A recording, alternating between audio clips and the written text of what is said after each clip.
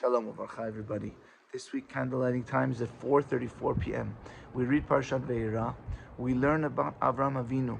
And Avram Avinu, we're taught that is at the third day after his circumcision. And he's waiting at the entrance of his tent in the desert, in the hot day, waiting for guests, waiting to teach them about God. This was his mission, teaching people about God. And he did it through kindness. He brought them closer with the food and the good drinks that he gave them. And then he would teach them. And then many would become his students and Sarah's students. And they are called the Nefesh, the souls that Abraham and Sarah made.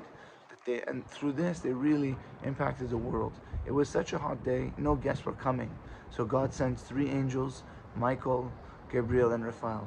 Michael to tell Abraham and Sarah that they were going to have a son called Yitzchak. And then the angel Raphael to help Avram heal after the circumcision. And the third angel, Gabriel, was to destroy the city of Sodom for their wickedness. And Avram tries to entreat Hashem, asking maybe there's 50 righteous, maybe 40, 30, 20, 10 even, not even 10. And Hashem is showing that since this city was kind of on the fence, if this city is going to be destroyed or not, Hashem really wanted to make sure that they had no hope. And that's why we hear about this story and Hashem coming to check about the city. We learn about the story of Yishmael and Yitzchak, how Sarah knew that Yishmael couldn't be around Yitzchak. He was a bad influence, and she wants to kick them out. And Avram wasn't so happy about this. But the Torah clearly says, Kol asher tomar lecha Sarah, shema bekola. Everything Sarah tells you, Abraham, hear her voice, hear the voice of prophecy that she has, her wisdom.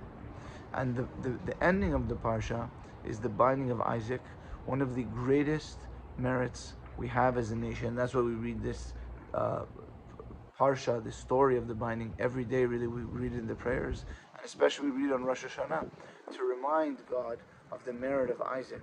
Because Isaac was older, Isaac knew, and Isaac still willingly went with his father. If you look in the Hebrew word, it doesn't say that God said to Abraham, slaughter your son. He said, Ha'aleu sham le'olah. Take him up there as an elevation. Elevate Isaac.